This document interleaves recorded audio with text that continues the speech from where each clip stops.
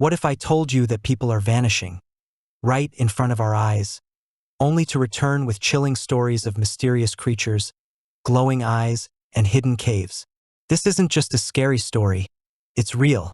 A child disappears for hours, then suddenly reappears, without a scratch, claiming something not human took care of him. A seasoned hiker walks toward a summit, and is never seen again. And in the deep wilderness, an unknown force seems to be watching, waiting. What's really going on in these remote forests? Let's find out.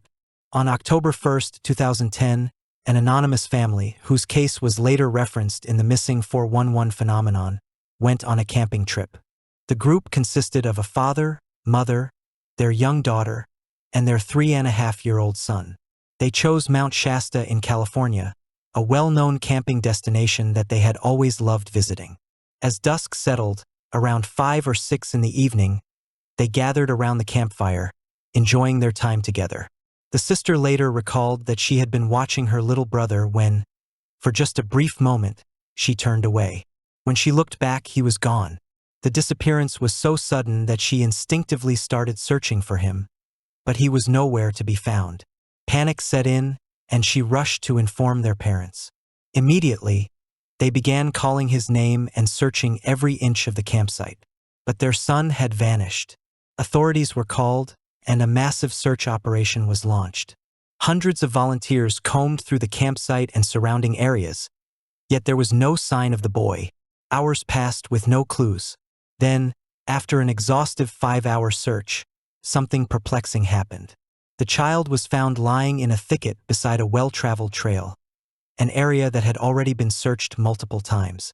The strange part? He wasn't concealed or hidden in any way. If he had been there during the search, someone would have spotted him immediately. It was as if he had appeared out of nowhere. Despite the unsettling circumstances, relief washed over everyone. The child was safe and unharmed. Overwhelmed with gratitude, the family took him to the hospital, where doctors confirmed he was in good health. Soon, they resumed their normal lives, grateful that their nightmare had ended. However, 3 weeks later, a chilling revelation surfaced. The young boy was spending time with his grandmother, whom he affectionately called Cappy. Out of the blue, he turned to her and said, "I don't like the other Cappy." Confused, his grandmother asked what he meant. Given his age and limited vocabulary, his explanation was fragmented yet deeply disturbing. He recounted that, during the camping trip, he had seen Cappy waving at him from the woods. Excited to see her, he followed her up a hill into a cave. At first, everything seemed normal, but then he noticed something odd. There were spiders everywhere, and strange purses were scattered around the cave. Then, as he looked at Cappy, something terrifying happened. Her head began to glow. That's when he realized this wasn't his real grandmother. It was someone, or something, pretending to be her. The figure began questioning him, but he didn't know how to answer. Frustrated, the imposter eventually pushed him out of the cave. The next thing he remembered was lying in the thicket, where the search team later found him. Horrified, his grandmother relayed this to the boy's father, who immediately turned pale. His son had already shared this exact story with him weeks ago, but he had dismissed it as the imaginative ramblings of a child. Now, hearing the same account from his mother, he wasn't so sure. As they discussed the unsettling experience, Cappy hesitated before revealing something equally disturbing. A year earlier, she had gone camping at Mount Shasta with a friend. One night, as they sat by the fire, she noticed a pair of glowing red eyes staring at them from the darkness. Assuming it was a wild animal, they grabbed flashlights and aimed them toward the source. The eyes vanished, only to reappear in a different spot minutes later. This unsettling pattern continued throughout the night. Each time they shined their lights, the eyes would dart away, evading direct illumination. Uneasy but attempting to remain rational, they convinced themselves it was just an animal being curious. Eventually, they retired for the night, Cappy in her tent and her friend in his camper. The next morning, she woke up lying on the dirt outside her tent, feeling a sharp pain in the back of her neck. Reaching up, she discovered a small, unexplained wound. Disoriented and nauseous, She looked around and was shocked to see her friend lying face down outside his camper. When he finally stirred, he was equally confused and also had an identical wound on his neck. They initially rationalized it as spider bites, perhaps from a venomous species that had caused them to become disoriented and stumble out of their sleeping areas. But now, with the strange tale from her grandson, Cappy began to question everything. Could her experience be connected to the boy's disappearance? Had something otherworldly taken him? And what exactly was lurking in the depths of Mount Shasta? One thing was certain, this was not the last unexplained event to happen in the area. In fact, there's another case from Mount Shasta that is just as chilling. Carl Landers was a seasoned hiker, an adventurer who lived for the great outdoors. Every spare moment he had was dedicated to exploring the wild, whether it was hiking, climbing, or camping. It was more than just a hobby. It was his passion, his escape. Well into his retirement, he remained in excellent physical condition, constantly challenging himself with new peaks and rugged trails across California. Among his closest friends were two fellow hikers who shared his love for adventure. The trio had tackled numerous trails together, but in the summer of 1999, Carl had his sights set on one particular challenge: summiting Mount Shasta. He had attempted it before but never reached the top. This time, he was determined to succeed. Mount Shasta, standing at over 14,000 feet, was no easy feat. Many climbers stopped at Lake Helen, a common acclimatization point, to adjust to the altitude before making their final push to the summit. Altitude sickness could be unpredictable, and taking the time to adapt was often necessary. Carl and his friends planned to reach Lake Helen, spend the night, and complete their ascent the following morning. Everything seemed to go according to plan at first. They arrived at their campsite in May 1999, but it quickly became apparent that Carl wasn't feeling well. He had symptoms of altitude sickness, weakness, nausea, and exhaustion. Hoping to shake it off, he decided to rest and see how he felt the next day. The night was rough. Carl barely slept, battling dizziness and fatigue. But despite his condition, he remained determined. As dawn broke, he made a decision, one that would alter the course of his life forever. "I'm heading up early," he told his friends. "I've been awake all night. Might as well start now and get this done." His friends didn't like the idea. Splitting up on a mountain was rarely a good decision, but Carl was a seasoned hiker and insisted. After all, it wasn't an impossible trek, only about 650 feet to the summit. It was challenging, but nothing beyond his experience. So, Carl left his backpack at Lake Helen and started his ascent. His friends watched as he disappeared over the ridge. That was the last time anyone ever saw him. About 30 minutes later, one of Carl's friends also fell ill and decided to stay back at the camp. The third friend, however, pressed on, hoping to reach the summit and reunite with Carl along the way. But Carl was nowhere to be found. The friend made it to the summit without ever passing him. Puzzled but not yet alarmed, he assumed Carl might have taken a break somewhere. However, when he returned to Lake Helen, the friend who had stayed behind was still waiting, and Carl had not come back. At this point, concern turned into panic. The two men retraced their steps, calling Carl's name, scanning the open terrain. But there was no sign of him. The landscape was barren. No cliffs, no dense vegetation, no hidden crevasses where he could have fallen. It was impossible to simply vanish. A massive search operation followed. Over 50 to 100 hikers were in the area that day, yet not a single person saw Carl after his departure.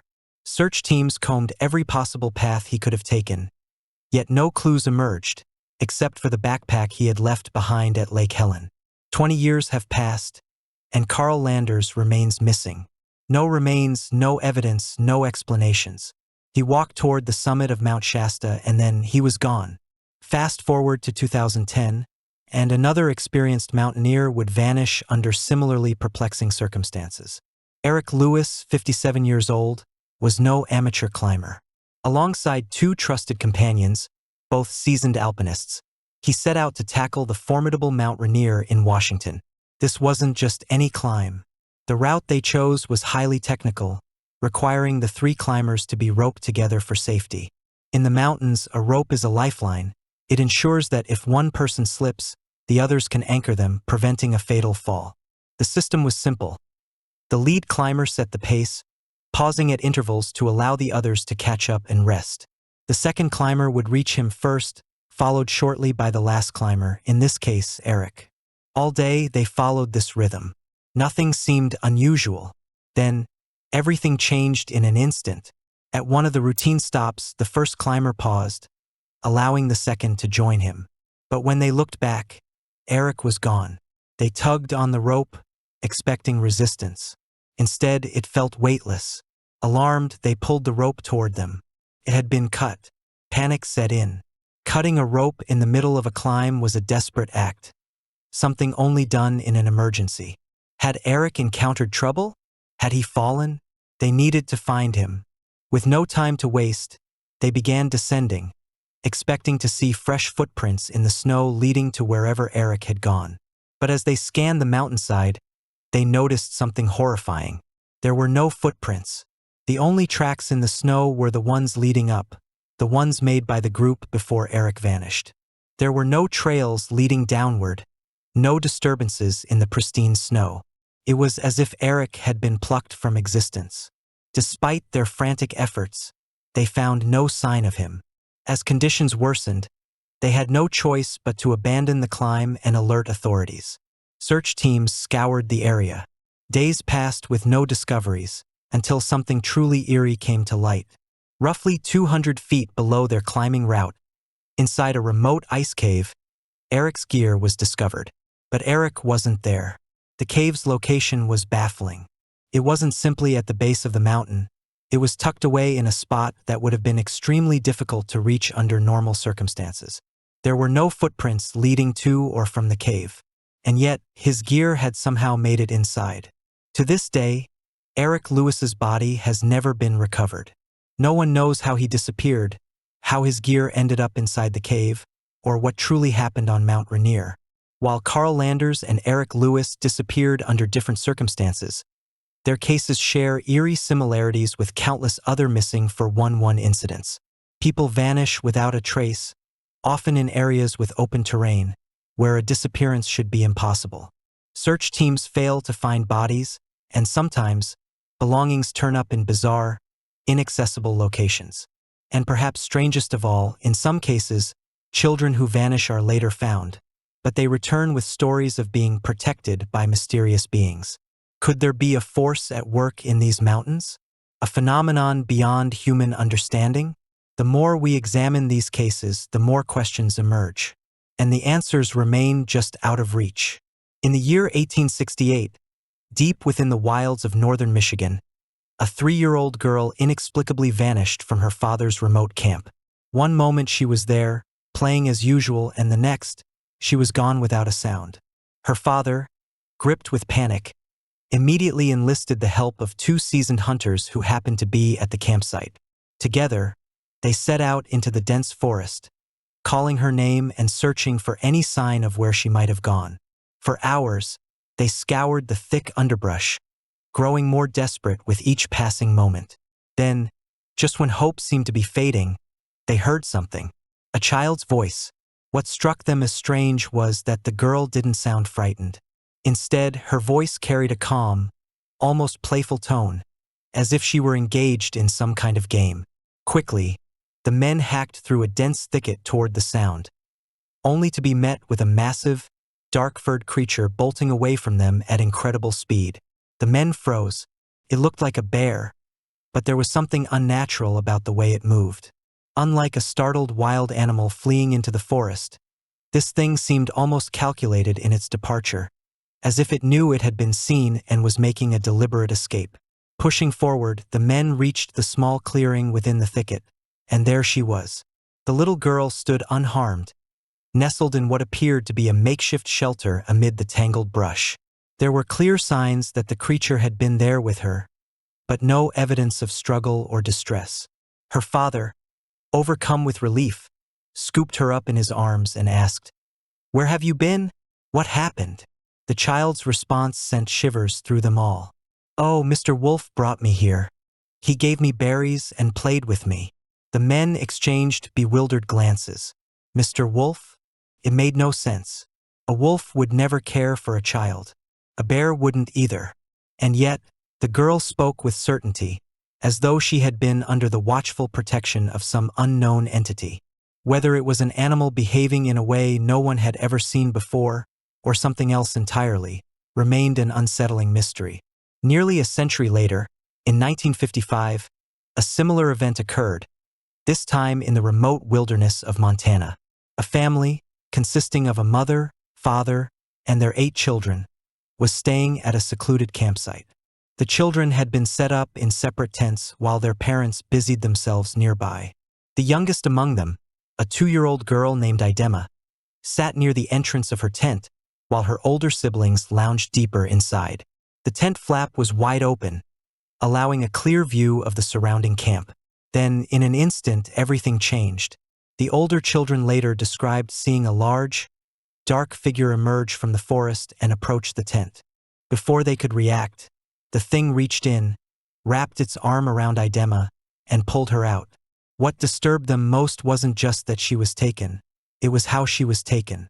The siblings, terrified and struggling to process what they had just witnessed, ran to their parents in a state of hysteria, screaming that a bear had taken their sister. But as authorities arrived and began piecing together their testimony, inconsistencies in their descriptions led to more questions than answers. According to the older children, the creature scooped Idema up in its arms, but the way it carried her wasn't like a bear. Bears do not lift and cradle things with their front limbs, nor do they run using only 3 legs while clutching something in one arm. The investigators pressed them for more details. "Are you sure it was a bear?" they asked. The children hesitated. Maybe it was a person? Was it a man covered in fur? The children stuck to their story. It looked like a bear, but it moved in ways that defied everything they knew about bears. A full-scale search was launched. 2 days passed without a trace of the missing toddler. The family was devastated, preparing themselves for the worst. Then a breakthrough. A searcher, following a faint trail near a riverbank, stumbled upon something deeply unsettling. There, just 300 yards from the campsite, was a crudely built shelter. It was not natural, not a hollowed-out tree or an abandoned animal den. This was a deliberate structure, crafted from branches and debris, resembling a makeshift fort. Inside, nestled in the strange den, was Idema. She was completely unharmed.